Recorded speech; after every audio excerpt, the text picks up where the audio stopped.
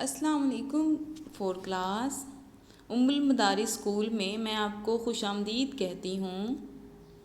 آج اردو کے لیکچر میں ہم کریں گے حضرت ابوبکر صدیق سبق نمبر 3۔ بسم اللہ الرحمن الرحیم۔ حضرت ابوبکر صدیق، سب سے پہلے ہم دیکھتے ہیں اس کے تدریسی مقاصد کہ ہم اس سبق کو پڑھ کے کیا حاصل کریں گے۔ تو سب سے پہلے ہم دیکھتے ہیں کہ رسول صلی اللہ علیہ وسلم کے مخلص اور بااعتماد ساتھیوں کی عظمت کا اندازہ کر سکیں گے، صحابہ کی رسول اللہ کے لیے عقیدت، محبت اور جانثاری کے بارے میں جان سکیں اور خود میں یہ اوصاف پیدا کرنے کی کوشش کریں۔ حضرت ابوبکر کی باوقار، مخلص اور سچی زندگی سے سبق سیکھیں اور ایسے سنہرے اصولوں کو اپنے لیے مشعل راہ سمجھیں۔ حضرت ابوبکر صدیق۔ حضرت ابوبکر صدیق رسول اللہ صلی اللہ علیہ وآلہ وسلم کے انتہائی قریبی ساتھی اور بااعتماد دوست تھے۔ حضرت ابوبکر کا اصل نام عبداللہ بن ابی قحافہ تھا۔ آپ بچپن میں اونٹ کے بچوں بکر کے ساتھ کھیلتے تھے۔ اونٹ کے بچے کو عربی میں کیا بولتے ہیں؟ بکر۔ اسی لیے اس کنیت سے مشہور ہوئے۔ جب رسول اللہ صلی اللہ علیہ وآلہ وسلم پر پہلی وحی نازل ہوئی تو مردوں میں سب سے پہلے حضرت ابوبکر نے اس کی تائید کی اور اسلام قبول کیا۔ مردوں میں سب سے پہلے اسلام حضرت ابوبکر نے قبول کیا تھا۔ اسلام سے پہلے بھی آپ رضی اللہ تعالیٰ عنہ ایک نہایت دیانتدار اور مخلص انسان کے طور پر جانے جاتے تھے اور پورے عرب میں آپ کے بے انتہا عزت تھی۔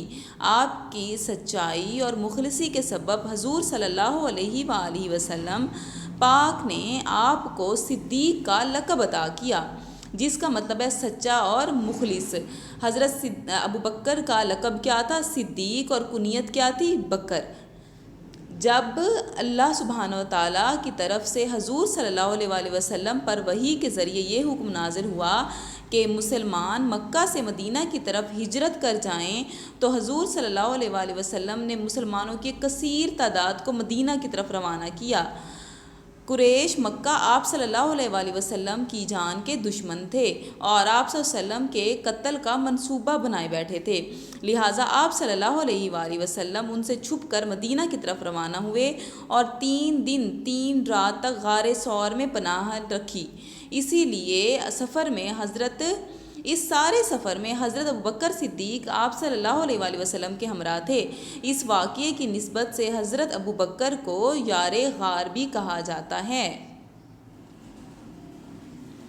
غار ثور میں حضور صلی اللہ علیہ وآلہ وسلم کے داخل ہونے سے پہلے حضرت ابوبکر داخل ہوئے اور تسلی کی کہ غار محفوظ ہے۔ غار کے اندر داخل ہو کر حضور صلی اللہ علیہ وآلہ وسلم کو تھکاوٹ کی وجہ سے نیند آ گئی اور وہ حضرت ابوبکر کے گھٹنے پہ سر رکھ کے سو گئے۔ اسی اثناء میں کسی زہریلے کیڑے نے حضرت ابوبکر کے پاؤں پر کاٹ لیا۔ شدید تکلیف کے باوجود حضرت ابوبکر نے اپنا پاؤں نہ ہلایا کہ کہیں رسول اللہ صلی اللہ علیہ وآلہ وسلم کی آنکھ نہ کھل جائے۔ انتہائی تکلیف کے باعث حضرت ابوبکر کی آنکھوں سے آنسو بہنے لگے۔ چند آنسو رسول اللہ صلی اللہ علیہ وآلہ وسلم کے چہرہ مبارک پر گرے، جس سے آپ صلی اللہ علیہ وآلہ وسلم کی آنکھ کھل گئی۔